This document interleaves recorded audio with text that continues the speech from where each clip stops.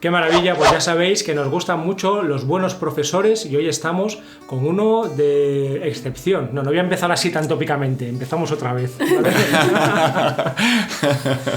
Ya sabéis que nos gusta rodearnos de buena gente, de buenos profes, de personas en las que se junte, por una parte, el conocimiento intelectual, el aspecto, podríamos decir, erudito, y también, por qué no decirlo, como una presencia humana, ¿no? Un conocimiento que también se ha ido como encarnando en tu vida. Luego, si nos dejas, te preguntaremos sobre eso, ¿no? De qué manera el conocimiento intelectual o el aspecto académico y erudito ha ido de alguna manera calando en la persona de Pablo Benedito. Claro que Pero sí. de momento le vamos a presentar como un profesor universitario de la Universidad de Murcia y uno de los mayores estudiosos, no sé si decir el que más, pero en el top 5 por lo menos, ¿no? En España, sobre la figura de Ibn Arabi y sobre el sufismo y el mundo tradicional en general.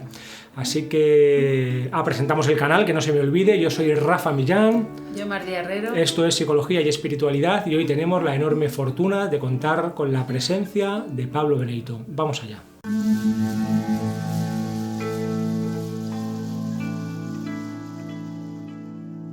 Me gusta mucho, creo que en Los engarces de la sabiduría Ibn Arabi dice algo así como: haced la síntesis. ¿Y cómo podríamos hacer la síntesis de él, de su obra? O sea, Ibn Arabi en 3 palabras, ¿no? Como... Ibn Arabi en 3 palabras, pues si me hablas de síntesis, inmediatamente a mí me evoca ese tema que en otros contextos hemos compartido un poco, que es la cuestión de la significación de la poesía en su obra. Este es un tema que se ha abordado poco, hay excelentes trabajos de Claude Haddad y algún otro texto, pero ocupa un lugar muy especial en el conjunto de la obra de Ibn Arabi. Creo que es importante para responder a esta cuestión de la síntesis, porque él nos dice que la poesía es el dominio de la síntesis y de la lengua de los símbolos y los enigmas. Y esto no es simplemente una formulación ocasional y poética, porque en otro contexto, para introducir su gran diván de poesía, que es enorme, lo acaba de publicar afortunadamente Abdelaziz Al-Mansur, un yemení, en El Cairo, 5 volúmenes muy importantes de su producción poética, que no quiere decir que esa gran obra esté todavía completa, porque hay una cuestión de muchos manuscritos.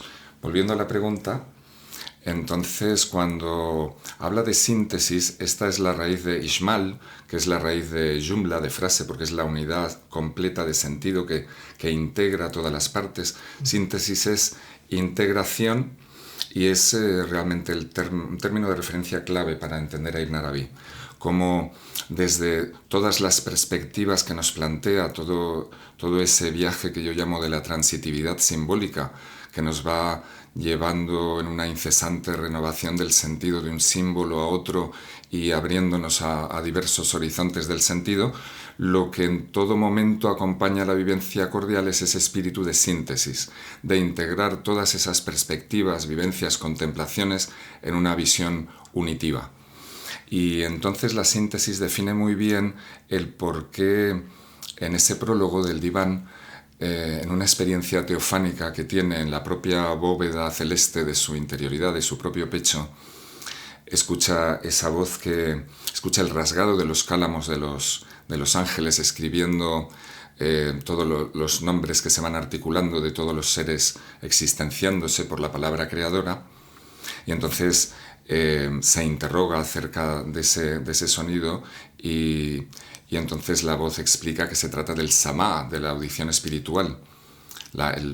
Lo primero es la receptividad a la palabra creadora, que se manifiesta en la resonancia y en la frecuencia, en la proporción de todos los seres.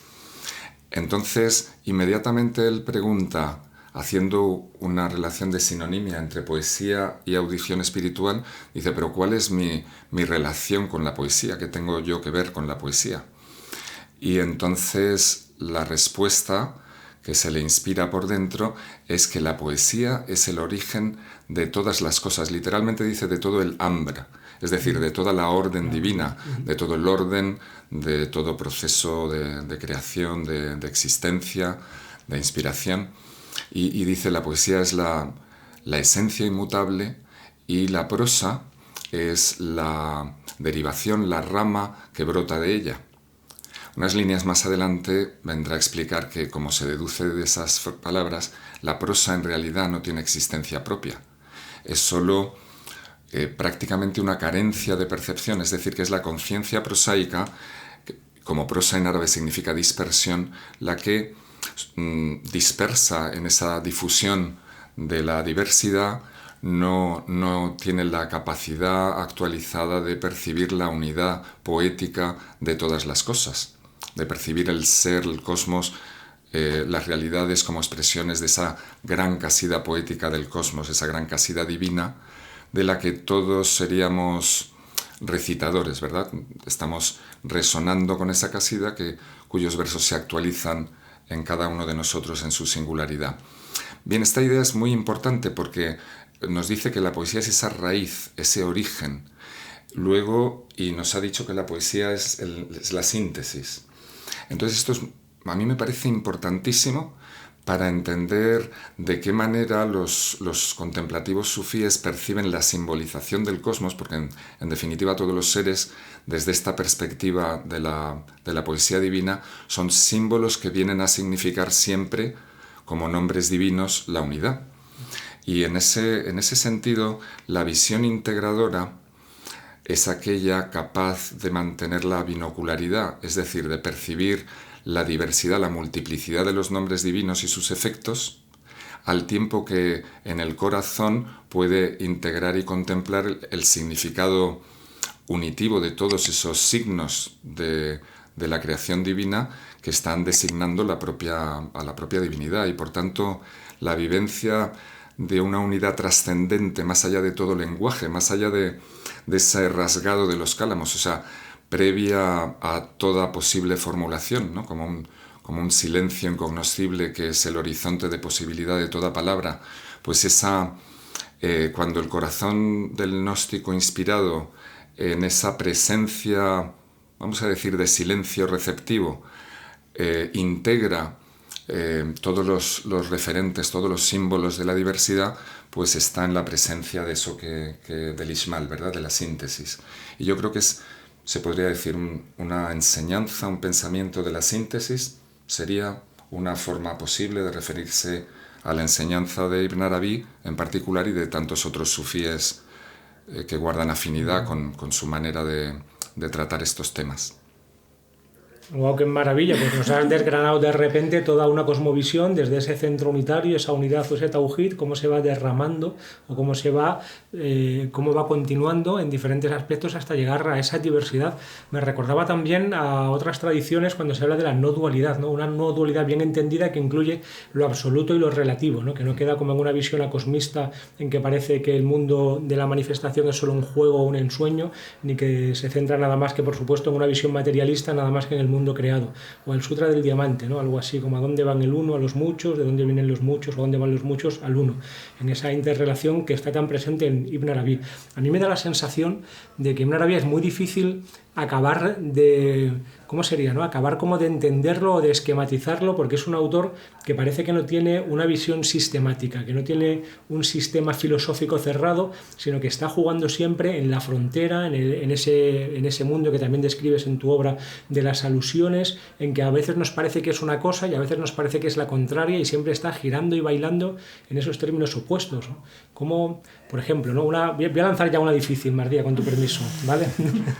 Por ejemplo, ¿no? Siempre es uno junto con Rumi, ¿no? Es como de los dos grandes autores que siempre se citan como referencia en el sufismo, y muchas veces se extraen, tal vez descontextualizándonos, algunas partes de su obra en la que parece que hay una apertura total a todas las formas y tradiciones, y otras veces parece lo contrario, ¿no? Que es un autor musulmán, islámico, hijo de su época y de su tradición, que ha llevado precisamente ese islam hasta el fondo. ¿Cómo encajas tú en Ibn Arabi, o cómo crees que entendía él esos dos aspectos, esa tensión, ¿no? Entre, por un lado, estar adscrito a una tradición, habría que ver también qué es el islam y cómo lo consideramos tradicional o de qué manera, y por otra parte esa visión de Ibn Arabi de apertura a todas las formas? Pues Rafa, en realidad las buenas preguntas, cuando se formulan bien, ya traen su propia respuesta. Yo creo que ya nos has dado todos los términos para para responder a la pregunta, ¿verdad?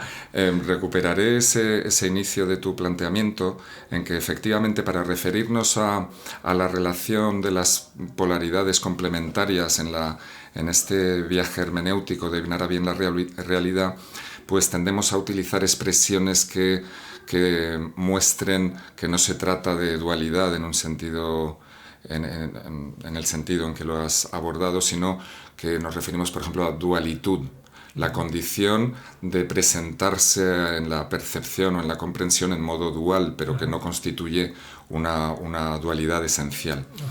Y sí, este es un tema muy importante en Ibn Arabi, donde, volviendo a la síntesis, se trata justamente de eso, ¿verdad? De integrar la perspectiva de la unidad esencial trascendente e incognoscible junto al hecho de que toda manifestación en la multiplicidad es expresión plena y presencia de esa unidad esencial.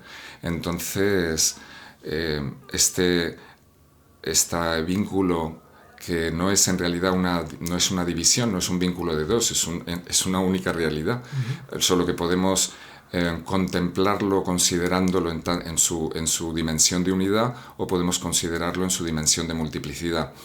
A este modo de pensar la realidad se refiere Ibn Arabi cuando habla del uno múltiple. Entonces no es que haya un uno y haya un múltiple, sino que son la misma realidad, es la misma realidad manifestándose en modos de percepción, en modos cognitivos, en diversos lenguajes que, en definitiva, en virtud de lo que hemos dicho antes acerca de la poesía, son lenguajes poéticos. Me explico. Aquí hay un término fundamental. Yo creo que una de las condiciones que diferencian el discurso inspirado, cordial de los místicos, de los discursos lineales de los filósofos que piensan la realidad con categorías planas y oposiciones, vamos a decir, con una cierta pretensión de estabilidad, ¿no? que fijan los conceptos, pues la diferencia es enorme, es enorme. Por eso yo me resisto, junto con Ibn Arabi, a llamar a Ibn Arabi o a cualquier otro sufí filósofo, porque justamente en Futuhat, cuando está expresando su apreciación de los filósofos, defendiendo a los filósofos respecto a los críticos descalificadores que no se preocupan de recibir todo aquello que la filosofía en su dominio puede aportar, al mismo tiempo que está haciendo eso, sugiere que nos guardemos de llamar filósofo al sufí, porque eso sería algo reductivo. Sería reductivo y apenas se referiría a una dimensión posible de los lenguajes en los que el sufí pueda expresarse y de las dimensiones a las cuales se está refiriendo. Justamente aquí la cuestión de sistema. Mientras que Ibn Arabi va a articular de una manera que podríamos considerar de estirpe hermética, pitagórica incluso, y que constantemente nos presenta patrones geométricos y un orden de diversos lenguajes, nos encontramos frente a esta enorme capacidad creativa, en cierto modo sistematizadora, nos encontramos que nunca ninguno de sus planteamientos sistemáticos es excluyente de otros, y que la misma relación, por ejemplo, en la ciencia de las letras, se nos va a plantear de modos diversos, incluso el orden, con muy diversos órdenes y posibilidades. Esas posibilidades nos sugieren horizontes cognitivos que nunca están cerrados porque son polivalentes y permanecen abiertos. Entonces, efectivamente, no podemos reducir en ningún caso a Ibn Arabi a un esquema, porque ese esquema sería una fijación rígida, por así decirlo, sería algo muerto frente a las simbolizaciones que nos brinda, que son, desde su punto de vista, son en realidad entidades vivas, orgánicas, y van a estar siempre actualizándose en esa incesante renovación de la creación, en la propia cognición infinitamente diferenciada del corazón de las diversas personas. Entonces, nuevamente volvemos a la poesía. ¿Constituye la poesía un sistema cerrado de categorías lógicas analíticas? No. Precisamente la superioridad del lenguaje imaginativo y de lo que Ibn Arabi llama la poesía con mayúscula, la condición por la cual el viajero cuyo corazón está inspirado es el poeta, es ash-sha'ir, y sha'ir entonces aquí en árabe participio activo significa el que percibe lo oculto, ¿verdad? Porque el shu'ur es la intuición o la cognición que sucede cuando, por ejemplo, escuchamos lo que está pasando detrás de una puerta.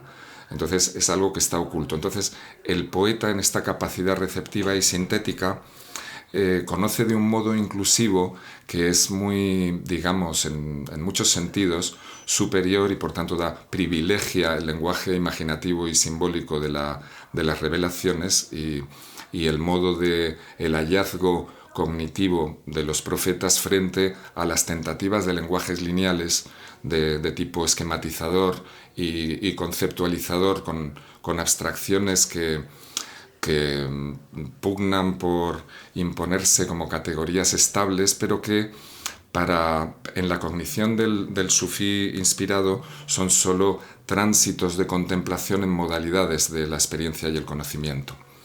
Aquí hay algo muy importante a lo que ya he hecho alusión, que es esa idea que me parece importante introducir en los estudios sobre Ibn Arabi, que es la idea, él habla de Safar al-I'tibar, el viaje de la transposición simbólica, o el viaje de cruzar, ¿verdad? Entonces está muy presente que, que hay una permanente transición, ¿verdad?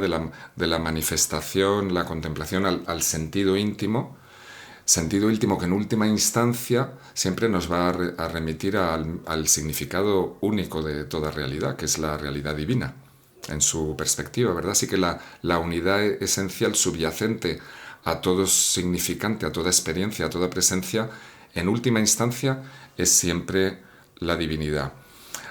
Ahora bien, como hay grados en la existencia, la modalidad, los modos de conocer del sufí están relacionados con aquello que se inspira a su corazón y por tanto todo aquello que se hace presente en diversos grados está significando relaciones de los nombres divinos de muy diversos modos, todas las cuales entrañan un significado, por así decirlo, necesario. Es decir, providencialmente aquel modo de experiencia y contemplación se actualiza en ese lugar particular de cognición, que es ese ser humano concreto, en ese instante concreto, y todo ello está significando la unidad de un modo único, completamente singular.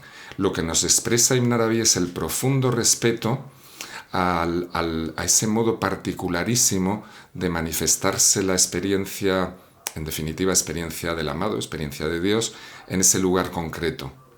Entonces, la total apertura a la comprensión integradora, a la visión unitiva, a la concepción del más puro Tawhid, integra en su enseñanza, en su visión, en su viaje, la plena significación de todos esos lugares de experiencia. Claro, esto no se puede sistematizar, porque la diversidad es infinita. Entonces, cuando Ibn Arabi afirma la veracidad inherente a todas las formas de creencia y por tanto a todos los modos de cognición, está diciéndonos que nuestra experiencia singular, que es única, es un lugar providencial y privilegiado de la teofanía. No hay nada en la realidad, en ningún ámbito, que no sea un grado de manifestación de ese proceso teofánico al que te has referido cuando has dicho que has utilizado la expresión derramarse, que es una muy bella expresión que nos remite a ese término técnico sobre el que acabamos de escribir Steve Hirstenstein y yo si me permitís la publicidad, en un librito que sale ahora este mes de diciembre, que se llama Patterns of Contemplation, algo así como matrices de contemplación, y que trata mucho, entre otras cosas, del tema del faid. La efusión, que es justamente ese modo simbólico, poético, no filosófico, o no solo filosófico.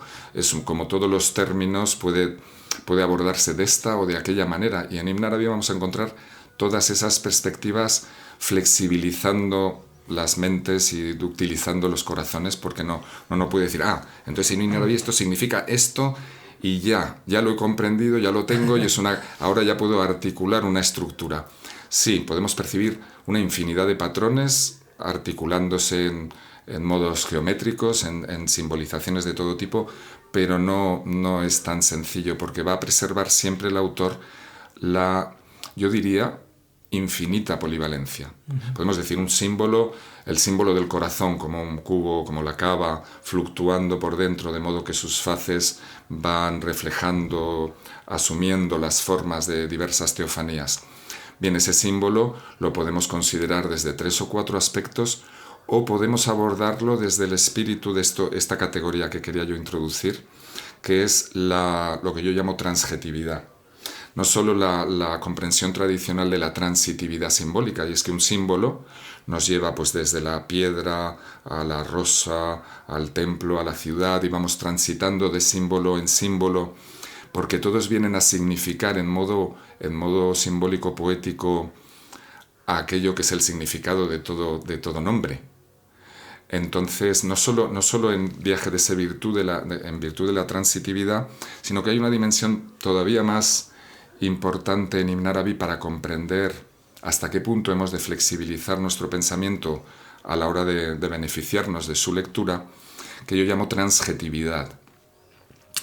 Me parece importante, aunque no es un término que inmediatamente podamos traducir de uno de sus términos, pero en definitiva el safar al-i'tibar, el viaje de la transición, de la transposición simbólica, es en la práctica este concepto.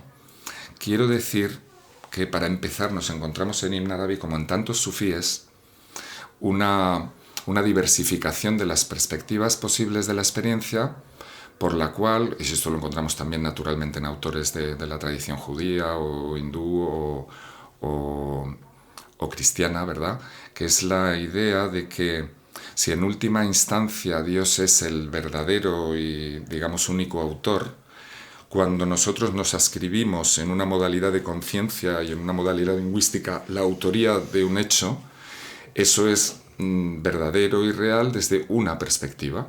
Pero al mismo tiempo puede suceder otra contemplación de orden inverso que revele que en ese momento de presencia y contemplación solo somos lugares de manifestación, por ejemplo, de los efectos de un particular nombre divino. Entonces ahí tenemos una suspensión, una relativización de las categorías básicas de la gramática y el pensamiento lógico. Primero, el pensamiento de los místicos suspende la lógica al proponer la posibilidad de la unión de los contrarios, donde las polaridades solo expresan modalidades de una unión esencial, de una unidad esencial. De manera que los contrarios son una dinámica de la contemplación, no una esencia de entidades real y completamente diferenciadas. Y lo mismo sucede en el ámbito de las relaciones de objeto, sujeto, algo considerado como atributo o como acto o como esencia. Por ejemplo, cuando Ibn Arabi está con los nombres de Dios y dice, bueno, tal nombre de Dios podemos ascribirlo a los nombres divinos de esencia o de acto, a esta presencia particular. Pero, como siempre, va a decirnos, ahora bien, también se puede considerar en tanto que nombre de acto o en tanto que atributo, y porque son según las modalidades de la experiencia que esté teniendo lugar en nuestro lenguaje, en nuestro corazón, en nuestra conciencia, en el lugar de manifestación que somos, en cuyo caso la persona no está interviniendo ni siquiera en modo de cognición activa. En fin, hay tantos modos en que se puede abordar la percepción y la actualización de la realidad en la experiencia que la fijación frecuente en los diversos discursos filosóficos y en tantas mentalidades de considerar solo desde un lugar y además de una manera analítica que segrega, que separa, que establece fronteras insalvables entre las cosas, pues esto en Ibn Arabi es diferente. Y nos deja perplejos. Pero es que, claro, él nos dice, ¿verdad?, que la más alta morada de conocimiento es la perplejidad. Eso. Entonces, no es la claridad en Ibn Arabi no es la claridad analítica de separar, es la claridad de la síntesis por la cual, uniendo los contrarios, superando las categorías, trascendiendo el lenguaje a través de la plena asunción de los propios nombres, pues se produce esta misteriosa realización en la que el estatuto ambivalente y simbólico, donde simbólico para mí prácticamente viene a ser sinónimo de espiritual, el estatuto simbólico del yo es tan ambivalente, porque es y no es, como todas las cosas en todas las categorías en Ibn Arabi, o también puede abordarse como diciendo ni es ni no es, incluso. Y en este contexto pues se produce esa completa polivalencia que es expresión de una consciencia simbólica de la perplejidad. Aquí la claridad no consiste en resolver analíticamente el sentido de las cosas, sino en asumir la propia naturaleza polivalente del misterio. Entonces esto es síntesis, esto es integración.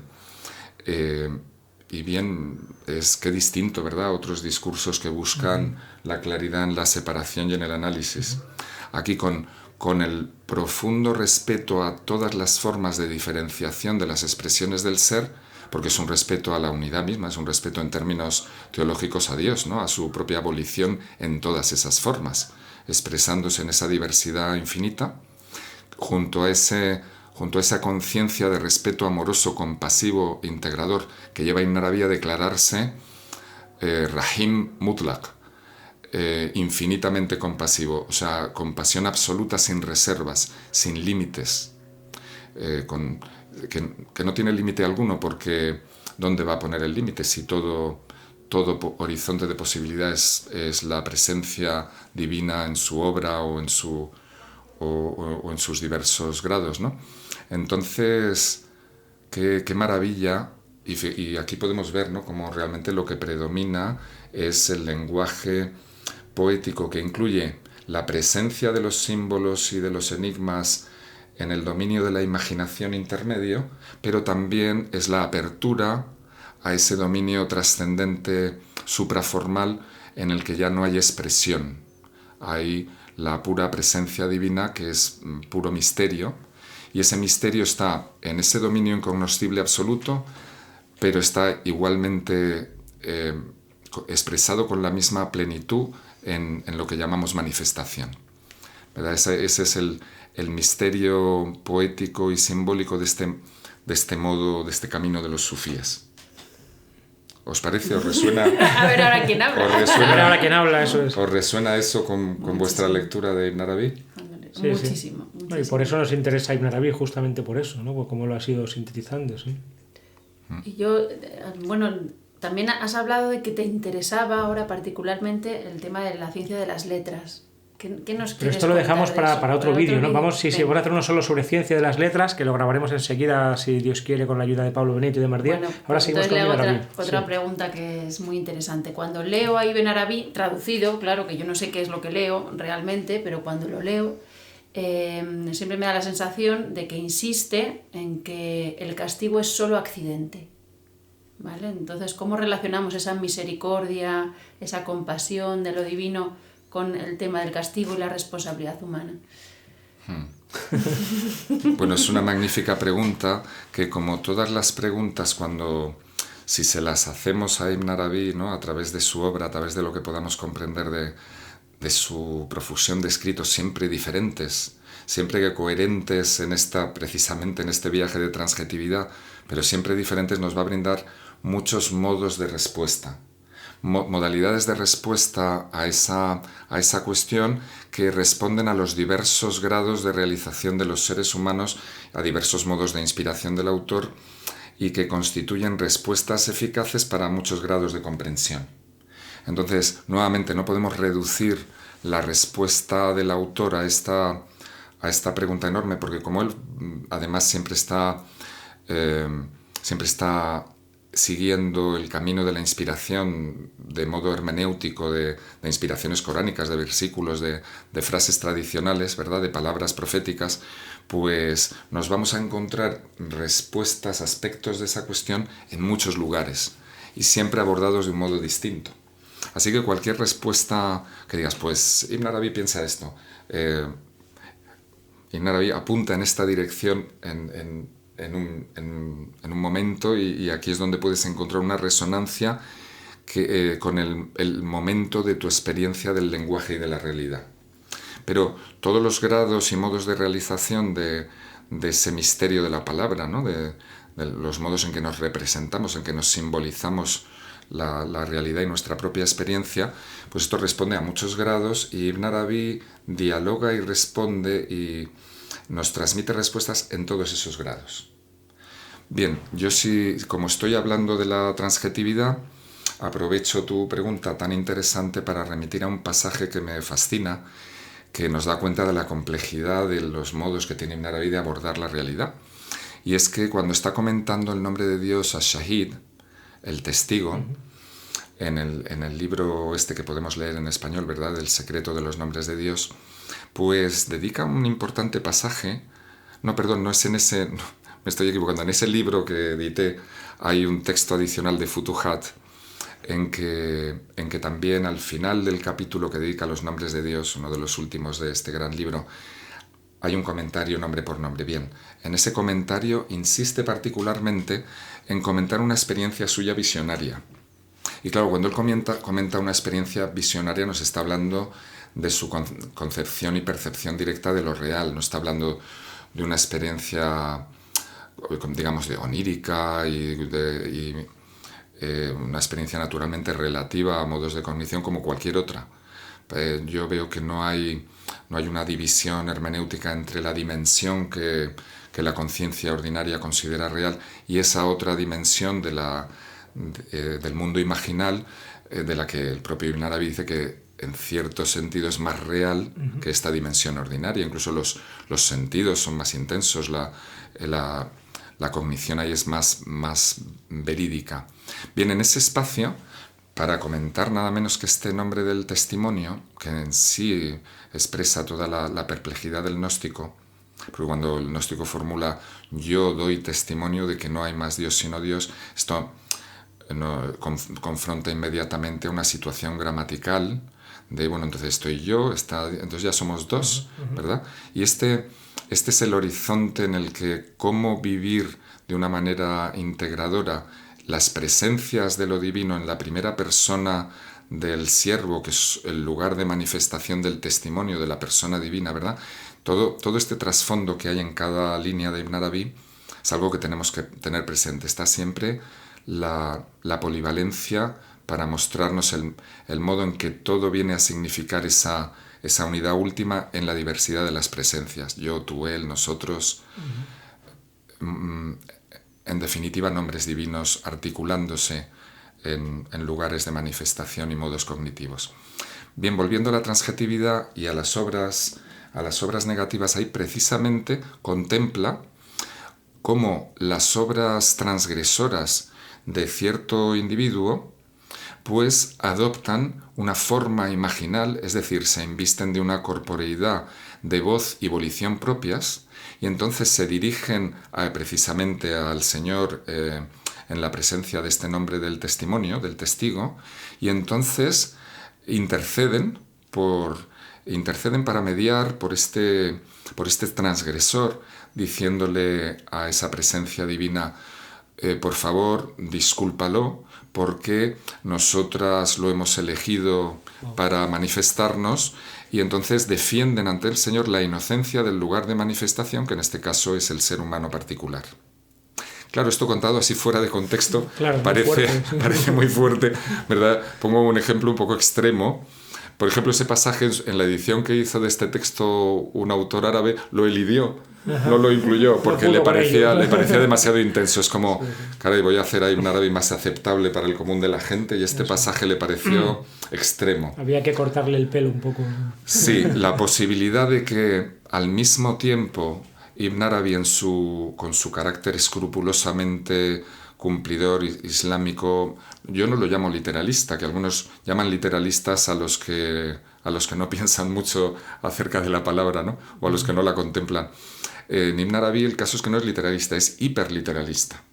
Ya he mostrado varios ejemplos donde la interpretación de Ibn Arabi es tan respetuosa con el potencial significador de las imágenes inherentes a cada palabra árabe, en todos los sentidos, que hace interpretaciones ultra o hiperliterales, como queramos llamarlo, ¿verdad?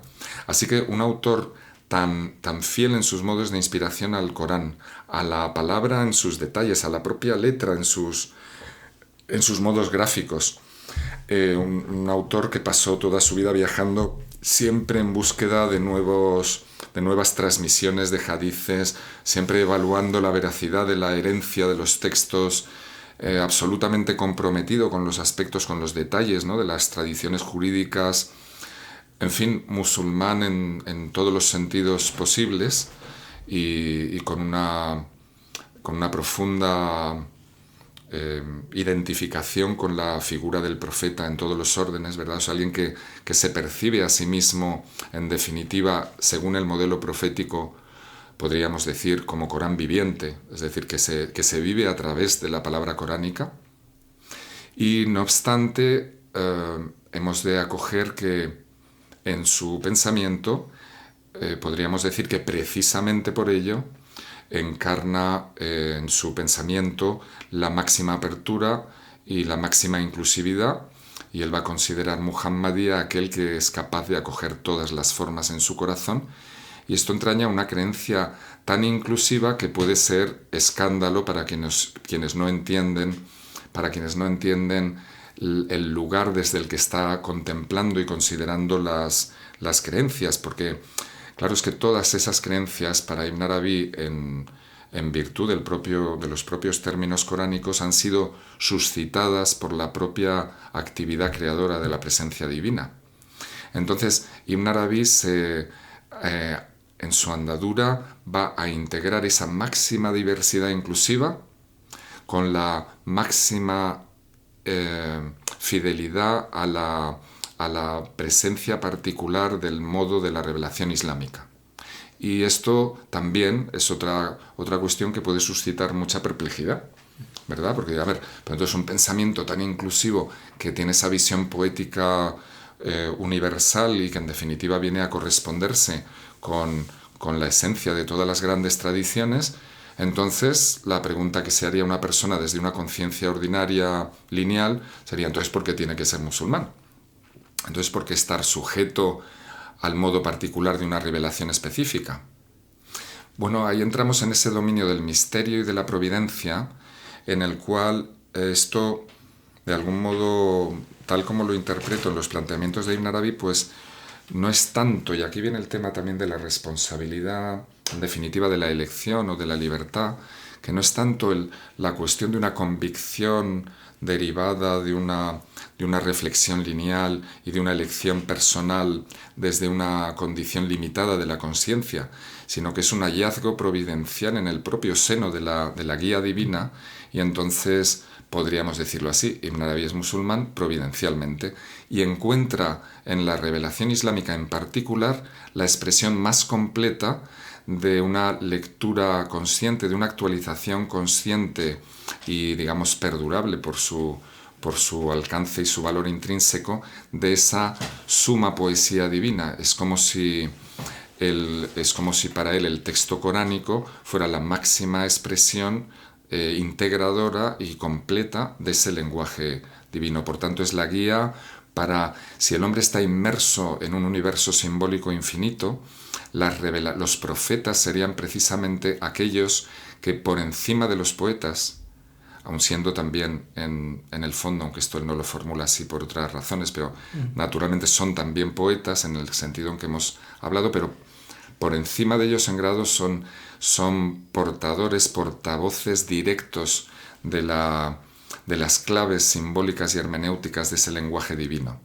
Entonces, para Ibn Arabi, esa apertura máxima de conciencia simbólica abierta a la totalidad está íntimamente relacionada con la singularidad de su vínculo íntimo a una palabra profética particular. Esto no es excluyente, es decir, él va siempre a apuntar, igual que hemos hablado de unidad y multiplicidad, en el ámbito de las identidades va siempre a apuntar a la naturaleza esencialmente inclusiva, pero también a la identidad particular del camino de cada cual ligado a un lenguaje de revelación inspirada e inspiradora. Es decir, la persona que no se reconoce en la guía de un lenguaje providencialmente vinculado a esa conciencia simbólica unitiva, se encuentra perdida entre una multiplicidad de símbolos que no llegan a actualizar su potencial en su corazón porque están dispersos. Eso es la conciencia prosaica. Entonces la revelación tendría, entre otras tantas, o una manera de verlo, es que tendría la función de orientar la conciencia simbólica, la realización precisamente integradora de la persona. Y para eso, para Ibn Arabi, sin lugar a dudas, el lenguaje privilegiado que nos permite hacer esa andadura hasta restaurar ese teomorfismo humano original, que es la integración de todos los adánica, de todos los nombres, y digamos, en esa integración, la superación de la multiplicidad, ¿no? Como en ese hadith que dice, Dios tiene 100 nombres menos uno. Se sustrae la unidad para hacer posible la multiplicidad del 9, pero en la realización, en la integración de los 99, de la totalidad, digamos que se realiza esa unidad esencial que trasciende entonces el propio lenguaje. Eso sucede en el seno de una conciencia simbólica orientada. Y esto es muy clave, porque una mentalidad moderna que no tiene conciencia simbólica no puede dialogar, porque no usa términos afines con los lenguajes tradicionales o lenguajes que en nuestro tiempo podríamos llamar alternativos, que se viven y se contemplan desde la conciencia simbólica. Entonces, esa es una distinción para mí muy importante. Un interlocutor tiene conciencia simbólica o no la tiene.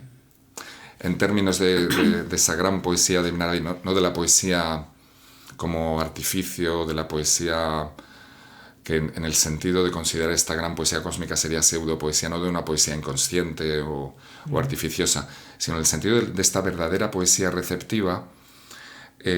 Todos los que tienen conciencia simbólica, a partir de cualquier lenguaje tradicional, considerando como Ibn Arabi que todos ellos tienen su raíz en la propia inspiración divina y por tanto todos participan de esa orientación común a todas las tradiciones, entonces por la guía providencial simbólica de una tradición, la conciencia simbólica se orienta y puede viajar en un universo de representaciones que constituyan un horizonte de realización espiritual, cognitiva, humana, que está lejos de ser una sistematización, una esquematización de la realidad, pero esa apertura a la perplejidad parece que solo es posible precisamente en el seno de una orientación simbólica, en ausencia de la cual el individuo se encuentra perdido a priori y no tiene los elementos para compartir, contrastar con otros, reflejar experiencias, inspirarse en modelos a su vez simbólicos que le van a permitir flexibilizar su mente, abrir su corazón, integrar por resonancia con esa tradición. Entonces el compromiso de Ibn Arabi, verdad total. Lo digo, insisto en el punto, porque claro, estamos hablando de lo que parece un cuestionamiento de esa dualitud establecida en el lenguaje simbólico islámico entre el bien y el mal, que se afirman sustancialmente, pero al mismo tiempo, en particular en las lecturas místicas de la tradición, también se trascienden, porque en la medida en que el hombre, entre comillas, se diviniza, es decir, sale de sí, se aniquila en tanto que yo ilusorio y entonces no es sino lugar de la presencia divina, pues se trasciende ese contraste en la dualitud que es sustancial en la presencia de las diferenciaciones que habita la conciencia ordinaria. Entonces, cualquiera de estos términos, como responsabilidad, como culpa, como responsabilidad, son relaciones lingüísticas relativas a presencias que habita la conciencia en su viaje y a modos de la conciencia, a modos de la manifestación, quiero decir. Entonces, no pueden significar lo mismo para dos seres humanos en dos momentos diferentes. Ibn Arabi nos apunta en esa lectura trascendental, a través de esa visión en que las obras de transgresión interceden por el transgresor, nos está apuntando a esa noción de transjetividad por la cual, si bien en un sentido somos yo y eso es real en el ámbito de experiencia y percepción en que es real, en otro ámbito eso no es así. y entonces se aborda de otra manera. Entonces, por ejemplo, nuestra relación con la responsabilidad o con la idea de libertad o con la idea de error, de pecado, en una dimensión de nuestra conciencia es verdadera en tanto que nuestra conciencia lo percibe así y esto se manifiesta de ese modo como experiencia y contemplación. Pero la naturaleza de las cosas en los diversos ámbitos puede invertirse y entonces nos encontramos con que de repente el sujeto no sea tal, sino que solo sea un lugar de manifestación y que no sea el ejecutor, no sea el agente de esa obra. Entonces, ¿cómo abordamos eso ahora? Bien, desde la perspectiva de un pensamiento lineal, este perspectivismo resulta ilógico y, ¿por qué no decirlo?, incomprensible e inasumible. Desde la perspectiva del viaje cordial en los grados del ser, este principio de acoger la transjetividad, la relativa suspensión de las categorías. Todas las categorías denominan aspectos reales de la experiencia y digamos que tienen una manifestación sustancial. Ahora bien, en ese viaje de la conciencia por diversos ámbitos, todas esas categorías son símbolos polivalentes relativos. Porque son relaciones, son los nombres divinos que son relaciones estableciendo una infinita interacción de relaciones posibles. Entonces, lo importante no es una categoría externa proyectada como juicio a priori. Esto está así, esto está así, y entonces ser responsable consiste en esto y punto. Aquí la única verdad integradora expresiva está en el punto.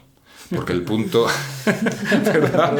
El punto que es toda posibilidad de manifestación, que contiene todo el potencial que es la síntesis, y en ese punto sí hay verdad. Ese punto es ese punto que se actualiza en toda esa diversidad de formas. Entonces, hay presencias de la consciencia en que solamente plantearse la idea de la libertad no tiene sentido. Y además plantearnos los opuestos, o soy libre o estoy sujeto a algo. Esto, en una dinámica de la contemplación, son polaridades simbólicas y son modos de percibir desde lugares de percepción.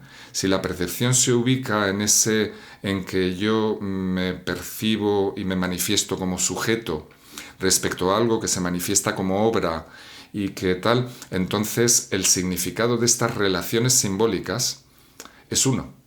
O uno en muchas formas, pero si cambiamos de presencia y de modo relacional de las categorías, entonces resulta que yo no soy el sujeto, sino solo el lugar, y el actor es la propia acción, que todo cambia de perspectiva. Entonces decir, bueno, pero entonces, ¿somos libres o no somos libres? Esto, desde una perspectiva de pensamiento lineal, simplemente no tiene solución. Porque es un dilema falso. Porque somos libres y no somos libres, y ambas cosas son una representación simbólica de la realidad, de otra cantidad de representaciones simbólicas, empezando por la propia identidad personal. Entonces, la pretensión de responder con lenguajes lineales a los enigmas del mundo imaginal y a los planteamientos simbólicos de la revelación, que nos invita a un horizonte de flexibilidad espiritual para una realización plena del sentido, pues es un falseamiento. Entonces, por eso los sufíes apelan a la poesía y sobre todo transmiten con relatos que a su vez son poéticos, como los del Maznavi o los de Nizami, por ejemplo.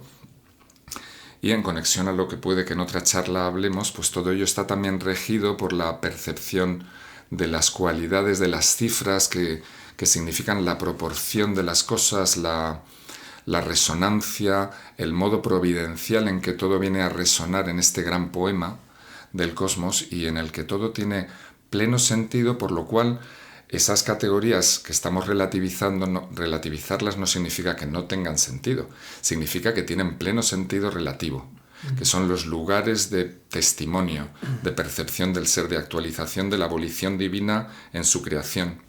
Entonces el corazón abierto que recibe las inspiraciones pues contempla esta dinámica. Entonces el viaje como dinámica de contemplación, dando testimonio como lugar de testimonio. Soy el lugar en que el ser da testimonio de su unidad. Esto podría un poco reflejar una cierta contemplación poética como uno de los principios que rige esta escritura de Ibn Arabi. Y bueno, vamos con otro tema. Perdonad que me he enrollado mucho. Cada pregunta da para un vídeo Enróllate, enróllate lo que quieras, no solo para un vídeo entero. Para un máster. Para un máster, sí. De alguna manera todo el sentido, ¿no?, de nuestro canal y de nuestro trabajo se puede resumir en las palabras que acaba de decir ahora Pablo Benito, ¿no?, de alguna forma. Así que yo creo que ya lo que nos queda por hacer es difundir este vídeo, ¿no? Tenemos que dedicar sí, nuestro esfuerzo más que a grabar otro a difundirlo. Estáis en sintonía con lo que vamos. Sí, no, ya estoy de acuerdo y subrayo y firmo prácticamente cada palabra, como lo has dicho, además con una gran claridad expositiva y claridad de ideas. Muchas gracias. Yo me siento aquí súper contentos, arropado.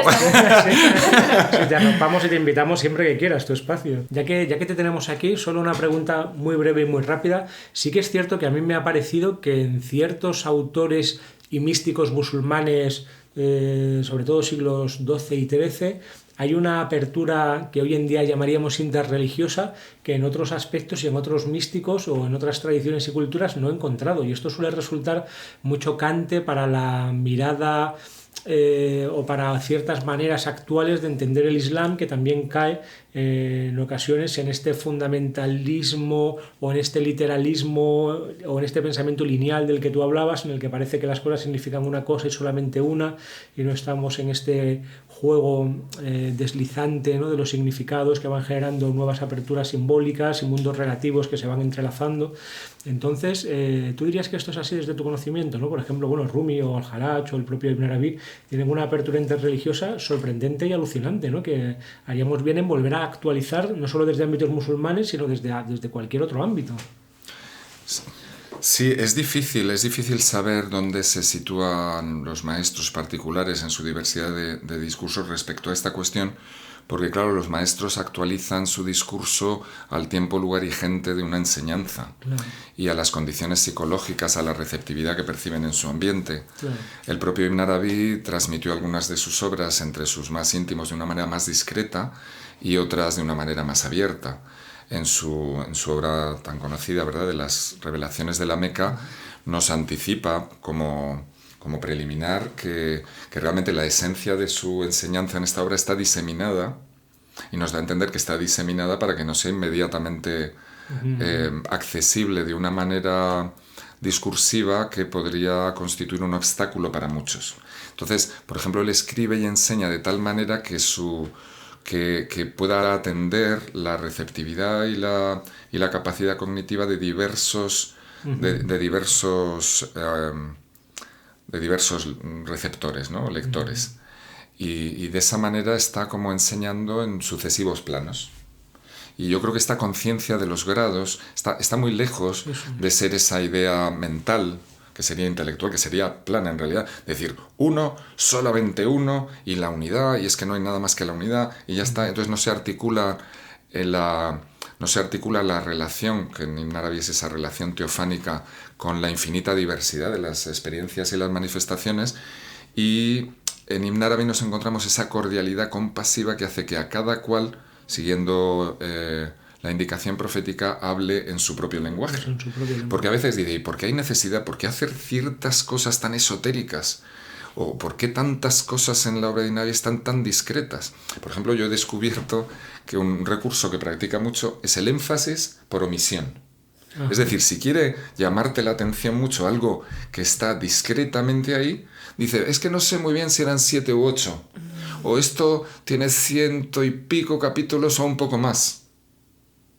Entonces haces el abjad y descubres que pico te da el número exacto del capítulo y que un poco más te da una dimensión numérica de perspectiva del texto, que 7 u 8 quiere decir que según se considere son 7 que lo son y son 8 que también lo son, ¿vale? Bien, os doy un ejemplo vago para decir que es muy difícil saber el alcance que tiene, por ejemplo, la perspectiva de integración, de reconocimiento de la diversidad de las creencias, el respeto a la diversidad en los maestros, porque están hablando en un contexto. Claro. Y para muchos decir ciertas cosas hubiera supuesto que su enseñanza quedara de lado, ¿no? que se excluyera, etcétera.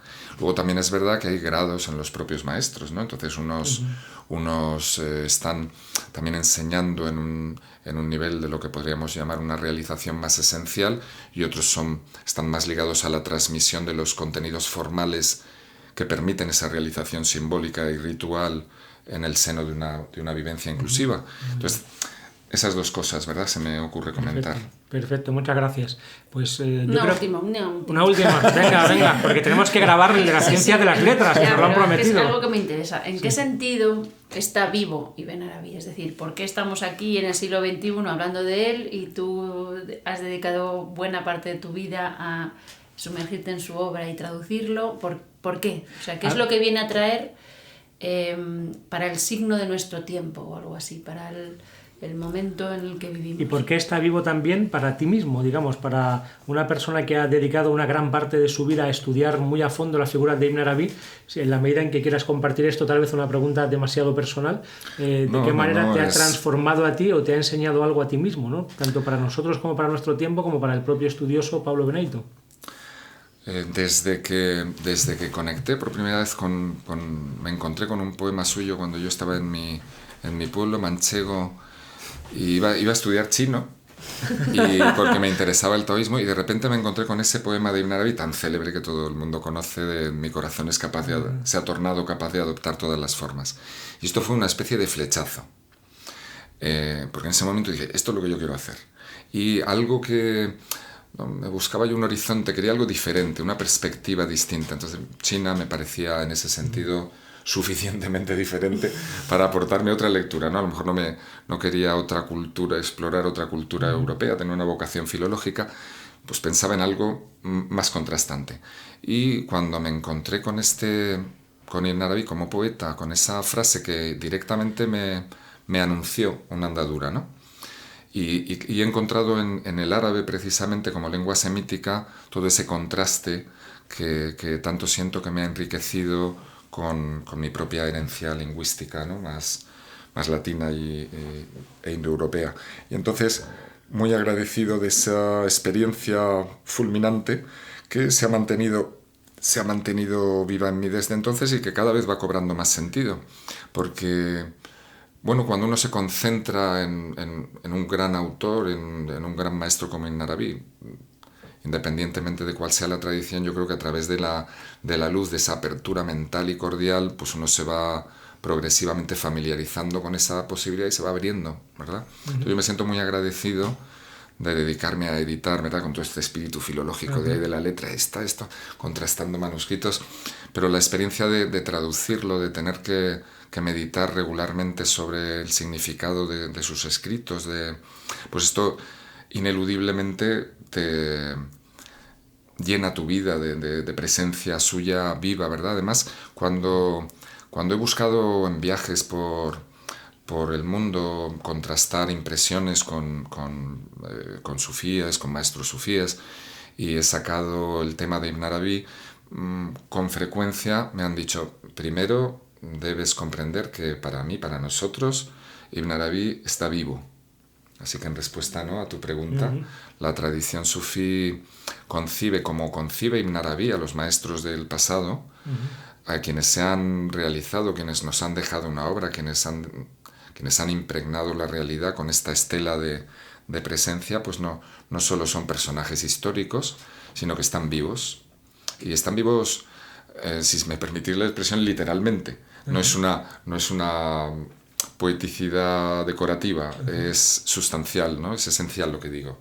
Quiero decir que es también difícil de concebir para quienes no estén relacionados con una conciencia simbólica de la realidad, pero Ibn Arabi concibe y explica que las letras son una comunidad viva, los números son entidades vivas que participan de la naturaleza de vida orgánica de la creación. Bien, hay que abrirse, hay que ductilizar, como digo, la mente y el corazón para poder beneficiarse de de este lenguaje que no está sujeto a las limitaciones del racionalismo lineal plano. No solo no hay ningún rechazo hacia la razón y la racionalidad en Ibn Arabi, sino que todas las funciones cognitivas del intelecto son valoradas en todo su alcance. Además, el intelecto como primerísima instancia de la propia creatividad divina, ¿verdad? Entonces no confundamos esto, no es que sea un pensamiento irracional. En todo caso, podríamos decir que es suprarracional en el sentido de que no está limitado al raciocinio tal como lo considera la mentalidad ordinaria. Pero hay una razón en el sentido de que hay proporción, número, relación con toda su geometría espiritual, vamos a decir, que esto acompaña siempre las contemplaciones, los modos de representarse la experiencia y el conocimiento en Ibn Arabi. Ahora bien, estos conocimientos tradicionales, cualquiera que sea la tradición, en los maestros esenciales siempre apuntan más allá. Entonces uno dice, bueno, si la esencia del conocimiento está más allá del lenguaje, de las palabras, de las concreciones, ¿por qué tanta obra, tanta escritura, tanta poesía, tanta simbolización? Bueno, el misterio de esta relación es el mismo de la creación divina, ¿no? El uno que se desdobla en esa dualitud para darse a conocer, para manifestarse, para dar testimonio de su propia realidad, de uno múltiple, y este proceso es esencialmente misterioso. Entonces, la relación que tiene un maestro con su realización espiritual unitiva esencial, que trasciende el lenguaje, que conduce a ese silencio, porque no hay modo de llamar a ese lugar que es un no lugar.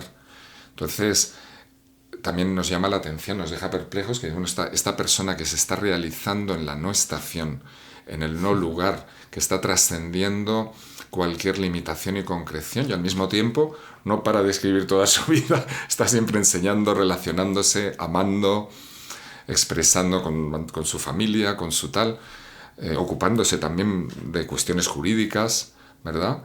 Entonces esto nos deja perplejos y tiene la integración de todos estos aspectos de la persona y como espejo del misterio divino es parte de la belleza de esta dinámica de contemplación en la andadura de los sufíes.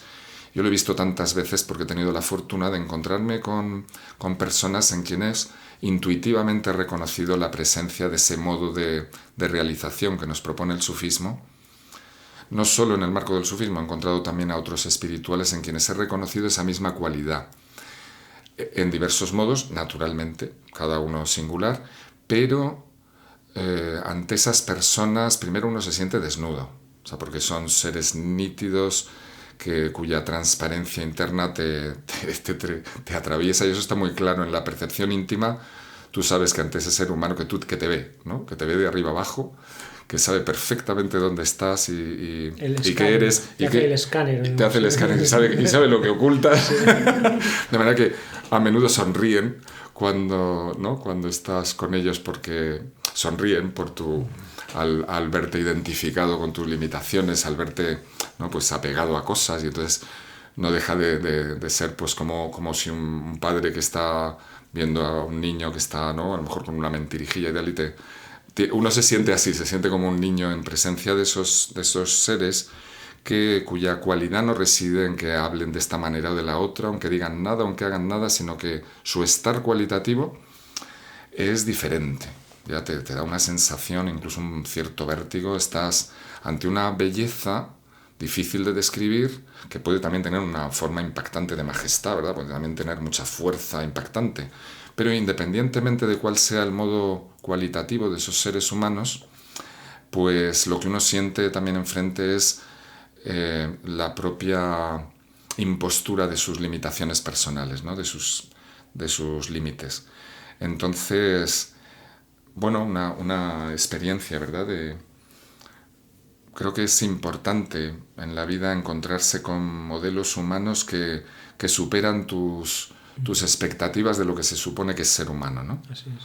Porque uno se está siempre dando de narices, el castillito de arena se te viene siempre abajo, y cuando ves a un ser humano que se ha deconstruido por completo y que habita una rara veracidad cualitativa, que cualitativamente es incuestionable. O sea, tú sabes que estás delante de un ser humano verdadero y que esto es intensamente diferente a estar con cualquier otra persona.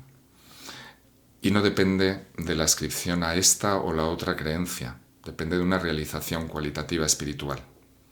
Y además se respira esa presencia integradora, de acogida, de compasión, de que no están en el juicio, no están condenándote, no están practicando ninguna forma de inquisición o de duda o de cuestionamiento, sino están en la transparencia. Entonces esa experiencia humana yo creo que es muy valiosa y que da un poco la clave que permite luego leer a estos autores, ¿verdad? Porque ya los lees a otra luz, ya no los lees como personas ahí defendiendo una parcelita de poder o de identidad, o identificándose con esto en lo otro, o defendiendo su estatuto personal, o dándoselas de algo, sino que ves seres humanos que cuando los ves en esa profunda humildad, a menudo habitando en un contexto de radical pobreza, por ejemplo, otras veces no tiene forma. ¿Entiendes eso que dice Ibn-Arabi? Dice que el maestro no tiene forma, porque su realización es esencial. Entonces cualquier forma que tenga como ser humano particular, o eso ya es como ocasional. Tú decías accidental, ¿no? Has usado la palabra accidental. Pues esa es una experiencia muy significativa. Entonces, viendo a esos seres humanos, ves que esos seres humanos, si dejan obras escritas, pues esas obras tienen esa misma cualidad. Incluso Ibn Arabi tiene un libro que dice: este libro, en ausencia de un maestro espiritual, este libro es un maestro espiritual. Es decir, este libro es un ser vivo que tiene la capacidad de enseñar. Es más, por ejemplo, sus Futuhat Makkiyya, uno descubre con el tiempo que en realidad son una obra que, desde la perspectiva de Ibn Arabi y su comprensión de lo teofánico, es una obra que llamo bibliofanía. Hay varios libros de él y de otros sufíes que son bibliofanías, es decir, es Ibn Arabi en libro. Igual que, por ejemplo, en el hadith que transmite, creo que Aisha, ¿verdad? Que como era el profeta, pues era su hulk, su moral, su carácter, esto es, su carácter, su propio ser en realidad, ¿no? Su creación, carácter, eres el Corán. Bueno, por ejemplo, fijaos, ¿cuántos capítulos tiene Futuhat Makkiyya? 560, el año en que nace Ibn Arabi. Entonces es como, al mismo tiempo que es una obra de comentario al Corán, básicamente, y una obra de iniciación a los del camino del sufismo, al mismo tiempo es una bibliofanía, es decir, es su manifestación en forma de libro. Este es un detalle que os digo del año hay muchas más indicadores de hasta qué punto se ve en el espíritu de la obra que es bibliofánico. Wow, sorprendente. Entonces, digamos, el libro es Ibn Arabi vivo en forma de libro. Claro, esto para muchas personas no tiene el menor sentido y pensarán, bueno, esto hace falta de utilidad simbólica, apertura simbólica, y las personas tienen mucho miedo a abrirse al horizonte simbólico, porque piensan que es un horizonte irracional, incontrolable, pero ¿cómo va a significar un símbolo ahora esto y luego lo otro? Pero a ver, si esto usa una gradación de colores, pero es así, significa exactamente esto, pero ¿por qué ahora este autor lo presenta de otro modo? ¿Y por qué los comentarios a los nombres divinos son siempre distintos y a veces, o las estaciones espirituales, porque a veces son 100, a veces 1000, a veces... Y entonces esto a la mente lineal que quiere controlar y estructurar le resulta complejo y siente que se pierde en el horizonte simbólico. Y efectivamente, en el mundo simbólico hay que aprender a nadar. Ahí no es lo mismo en una tierra firme lineal que adentrarse en la tierra de la imaginación activa, y es aprender a contemplar serenamente en una profusión de símbolos cambiantes. Pero eso no resta cualidad cognitiva ni racionalidad, sino que flexibiliza. Entonces, a quienes quieren controlar los discursos para orientarlos solo a un manejo específico del discurso por intereses determinados, esto evidentemente no les gusta, que las cosas puedan ser interpretadas de diversos modos. No que puedan, es que lo tienen que ser, es que no puede ser de otra manera. Es que, según Ibn Arabi nos propone, creo que con una sabiduría enorme, es que ni siquiera podemos experimentar 2 veces la misma comprensión de una cosa. La cosa ya no es la misma, y la comprensión y experiencia que tengamos de ella tampoco. Así que ese viaje, si se llama viaje hermenéutico, si lo he llamado antes viaje de la transjetividad, es porque es un viaje. Y entonces podemos tener mapas que nos dan indicadores simbólicos de modos de transitar el camino, pero puede ser de maneras tan distintas. Pero la inmensa riqueza de ese infinito horizonte de modos de contemplación, eso no se le puede poner límites. Entonces, el problema muchas veces en la conciencia ordinaria es el miedo. La sensación de yo no soy capaz de comprender los símbolos porque, claro, no somos capaces de reducir los símbolos a una lectura plana con 3 categorías elementales que no funcionan. No dan cuenta del mundo simbólico, porque el mundo simbólico es el mundo de esa poesía divina, es infinito. Entonces, ¿cómo vamos a hacer para viajar por ese mundo? Para leer a Ibn Arabi en toda su plenitud y para acogerlo en su concreción de escrupuloso hermeneuta musulmán, pero también en su máxima apertura a la integración de todas las creencias, pues tenemos que ductilizar y como viajar sin miedo. Aquí entramos en el territorio ese tan bello de la distinción entre la inspiración o la elaboración artificiosa. Cuando estamos apegados a sujetos, a cosas, construyendo un castillo, la elaboración limitadora que hacemos de nuestro pensamiento con esquemitas nos impide acoger la realidad tal como se nos presenta en su incesante discurso creativo. Es como impedimos el flujo, ¿verdad? Nos encastillamos en una reducción que acaba angustiándonos y acaba limitándonos tanto que entonces nos sentimos ignorantes de una manera, ignorantes como límite. Sin embargo, en el otro lado está un terreno y el otro terreno abierto, y una manera muy creativa de asumirlo es la que nos proponen los grandes maestros, Ibn Arabi incluido, que es acoger la idea de que en realidad la persona que se va realizando en el conocimiento cobra profunda conciencia de que es no un poco ignorante, sino absolutamente ignorante. O sea, nuestro único absoluto es que somos absolutamente ignorantes, ¿verdad? Totalmente. Es el no saber divino, ¿no? La nube del no saber, de ese autor, de esa obra clásica cristiana. Esto no es un planteamiento vago, es el hecho de que en ese océano del flujo del discurso simbólico divino, si uno no está a gusto, no acoge ese flujo, entonces lucha con la corriente, entonces sufre de la ignorancia de oponerse al flujo, sufre de la ignorancia de querer controlar el flujo con una pala. Entonces su ignorancia, que es resistencia, le hace estar siempre luchando, intentando construir, pero esos constructos se los lleva el agua y queda sumido en una perplejidad oscura porque es una ignorancia que se presenta en modo temible. Es una ignorancia que le da temor, no le da serenidad, ¿no? Mientras que asumir la plena ignorancia es lo que te abre al torrente cognitivo, a ese flujo incesante de conocimiento, que es la actualización del conocimiento del ser en tu experiencia actual. Entonces, un acto de conocer es una inspiración. Entonces, el corazón abierto está tan inspirado cuanto que permanezca abierto, porque mientras está abierto la inspiración es incesante.